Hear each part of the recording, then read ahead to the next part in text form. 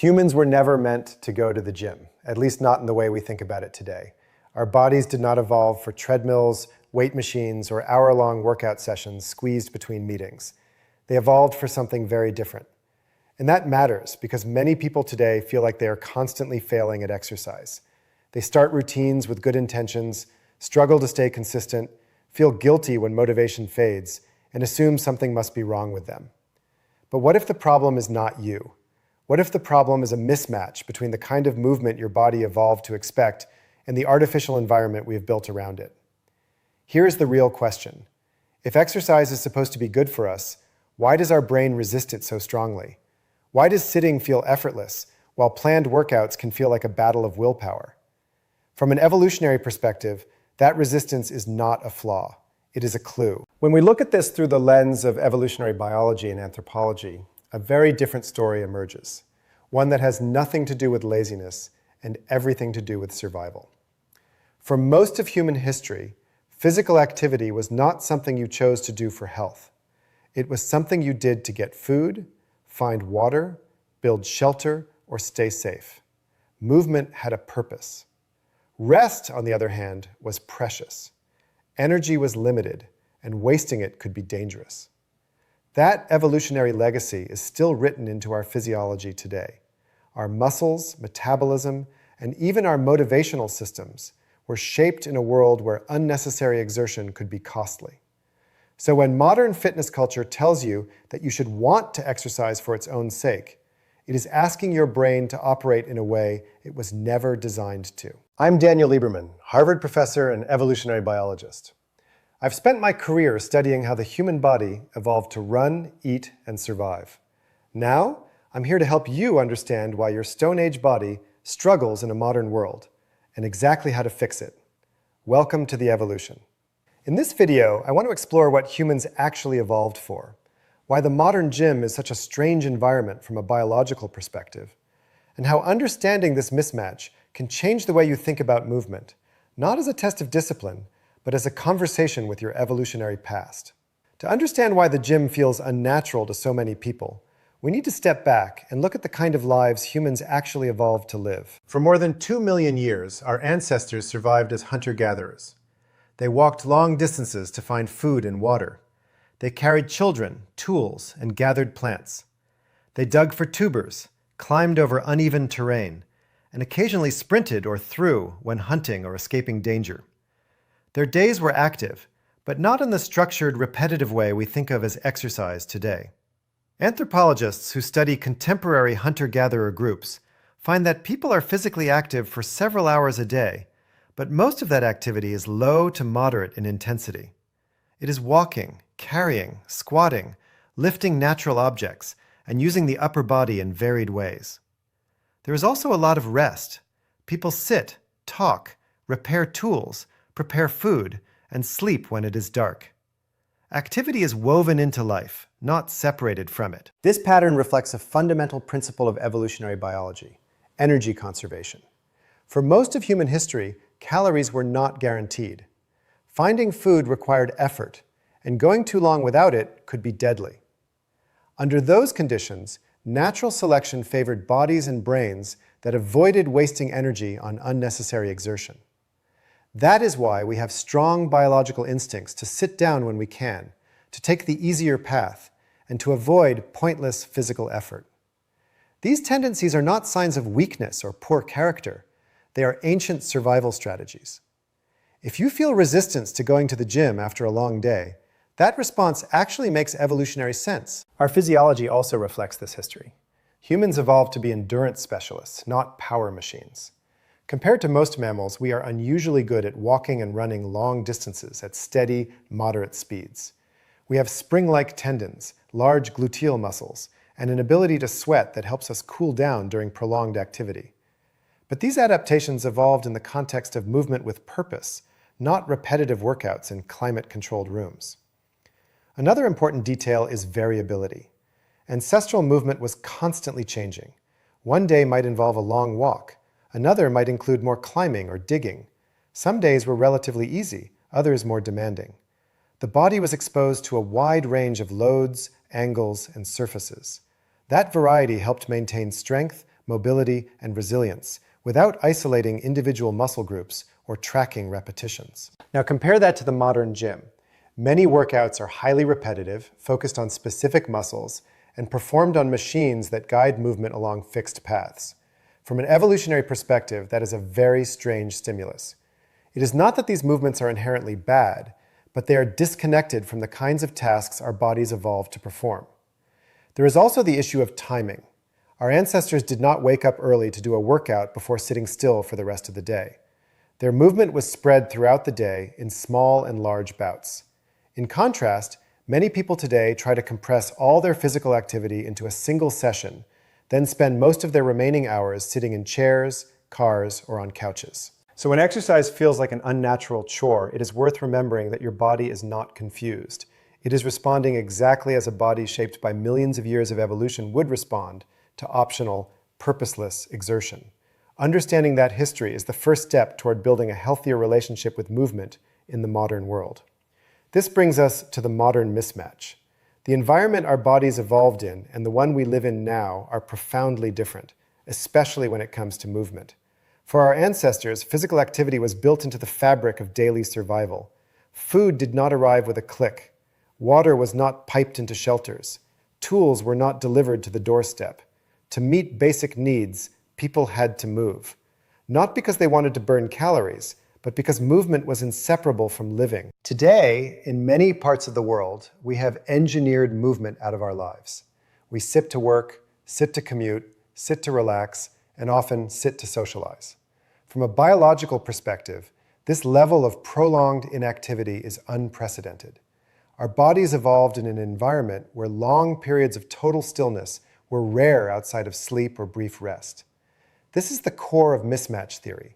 Evolution shaped our physiology for one set of conditions, and we are now placing it in another. When those conditions diverge too far, problems can arise. In the case of physical activity, our bodies still expect regular, varied movements spread across the day. Instead, we give them long stretches of sitting, punctuated by occasional bursts of intense, structured exercise. It is not surprising that this feels difficult to sustain. The gym asks us to perform effort that is optional, abstract, and often disconnected from immediate rewards. In ancestral environments, movement had clear outcomes. You walked and found food. You carried wood and made a fire. You dug and found something edible. The brain evolved to respond strongly to effort that solved real problems. Modern workouts, by contrast, are based on delayed benefits. You exercise today to reduce the risk of disease years from now. That is a powerful reason intellectually, but it is not the kind of immediate feedback system our motivational circuits were designed around. So when you struggle to feel motivated, it does not mean you lack discipline. It means your ancient brain is weighing costs and benefits using rules that made sense in the past. There is another layer to this mismatch.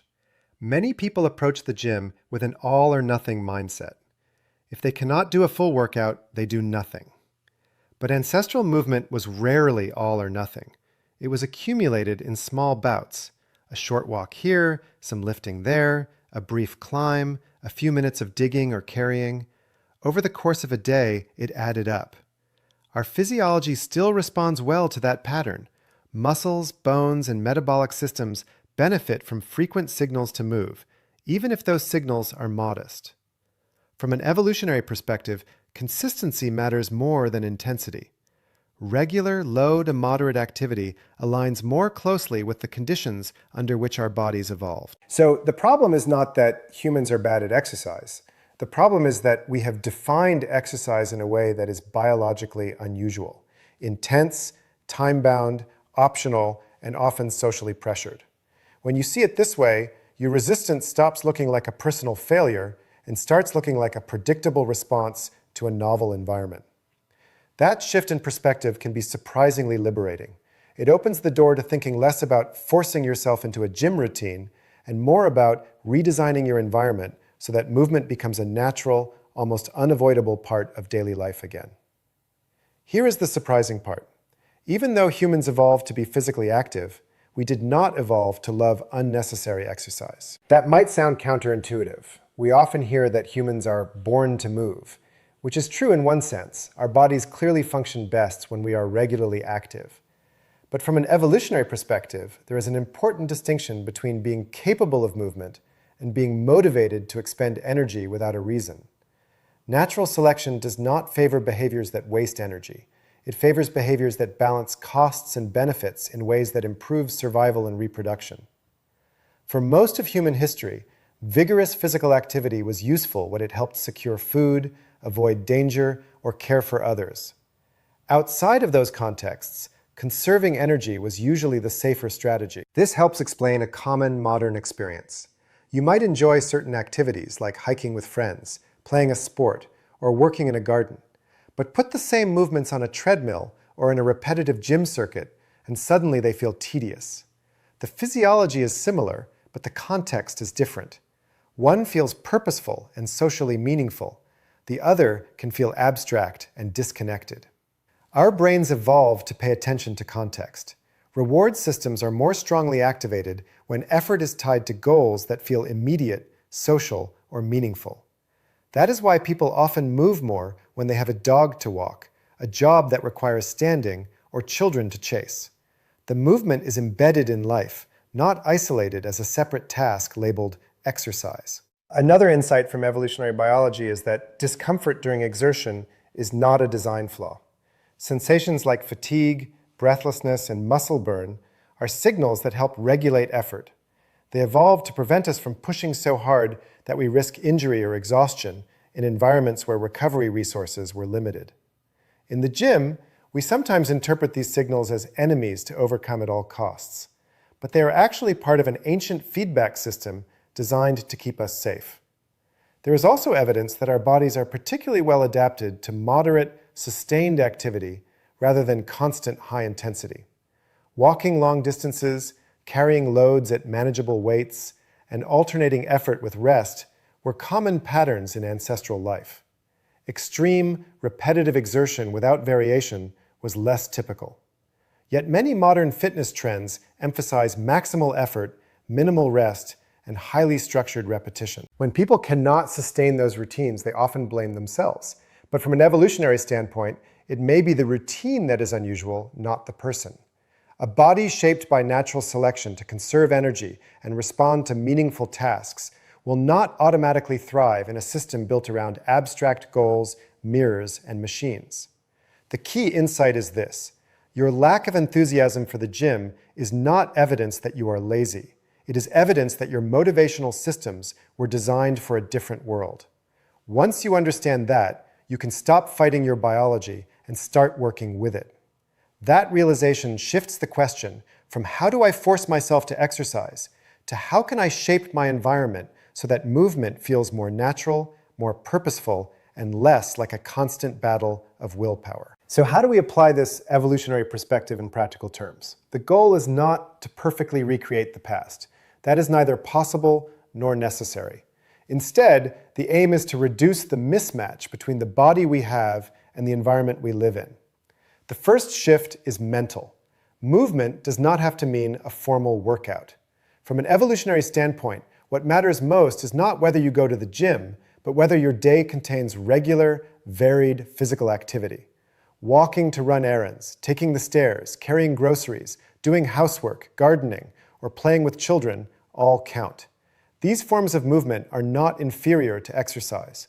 In many ways, they are more aligned with how humans evolved to move. Another helpful reframe is to focus less on intensity and more on frequency. Our ancestors did not usually perform short bursts of extreme effort followed by long periods of sitting. They moved often, at mostly moderate levels. Short walks spread throughout the day, standing up regularly, and doing brief bouts of light activity can send important signals to muscles, bones, and metabolism. Those signals tell the body that it still needs to maintain its systems for movement. It can also help to make movement purposeful whenever possible. Instead of thinking, I have to work out, you might think, I'm going to walk to the store, or I'm going to carry these bags in a few trips instead of one. Giving movement a practical goal taps into motivational circuits that evolve to respond to meaningful tasks. Social context matters as well. Humans evolved as highly social creatures. Many physical activities in ancestral life were done with others, walking together, gathering food, building shelters, sharing tasks. Today, moving with other people, whether through group walks, recreational sports, or active hobbies, often feels easier and more enjoyable than exercising alone. The social element provides cues that make the effort feel worthwhile. Another principle is variety. Our bodies evolved to handle a wide range of movements, not just one repeated pattern. Changing walking routes, spending time on uneven ground, occasionally lifting and carrying objects of different shapes and weights, and using the upper body in daily tasks can provide diverse stimuli that support strength and mobility without needing complex gym routines. Rest also deserves respect. In ancestral environments, rest was not laziness. It was a smart strategy when there was no immediate need to move. The problem today is not that we rest, but that our rest often takes the form of prolonged sitting, combined with very low overall activity. Short breaks of movement throughout the day can preserve the benefits of rest without the downsides of complete inactivity. Finally, it is important to be compassionate with yourself. Your body is operating according to ancient rules that once kept humans alive in challenging environments. If structured exercise feels difficult to maintain, that does not mean you are failing. It means you are human. By adjusting your environment and expectations, you can create conditions where movement feels less like punishment and more like a natural part of life again. When you begin to see movement through this evolutionary lens, something important shifts. Exercise stops being a moral obligation and starts becoming a form of self-understanding. For many people, the gym has become tied to ideas about discipline, appearance, or productivity. You are good if you go, bad if you skip. But evolution does not care about moral categories. It cares about survival, energy balance, and long-term function. Your body is not judging you when you avoid a workout. It is following ancient cost-benefit calculations that once helped your ancestors make it through uncertain days. This perspective can soften the guilt that so often surrounds physical activity. Guilt rarely creates lasting change. Understanding, on the other hand, can. When you realize that your resistance to unnecessary exertion is a deeply rooted biological tendency, you can stop fighting yourself and start designing your life in ways that make movement more automatic. One way to think about it is this. Instead of trying to insert intense exercise into an otherwise sedentary life, try to build a life where sitting all day feels slightly inconvenient. Place objects you use often in different rooms. Take phone calls while walking. Choose routes that involve a bit more distance. These small environmental nudges can accumulate into meaningful activity without relying on constant willpower. It is also helpful to broaden your definition of success. From an evolutionary standpoint, a successful day of movement might include several walks, some time spent standing, a few tasks that involve lifting or carrying, and moments of play or exploration. None of these would have been labeled exercise in the past, yet together they would have kept the body strong and capable. At the same time, there is nothing inherently wrong with the gym. Modern exercise science has identified many effective ways to improve strength and cardiovascular fitness. The key is to understand that the gym is a tool, not a biological requirement. If you use it, it can help to frame those sessions as practice for real-world function. Maintaining the ability to climb stairs easily, carry loads, get up from the ground, and move with confidence as you age. Seen this way, a workout becomes less about burning calories and more about preserving capabilities that were once essential to daily life. You are not punishing your body. You are reminding it of what it evolved to be able to do. Ultimately, the goal is not to perfectly mimic the past, but to respect it. Your Stone Age body is doing its best in a world of chairs, screens, and labor-saving devices. When you work with your evolutionary design instead of against it, movement can start to feel less like a chore and more like a quiet return to something deeply familiar.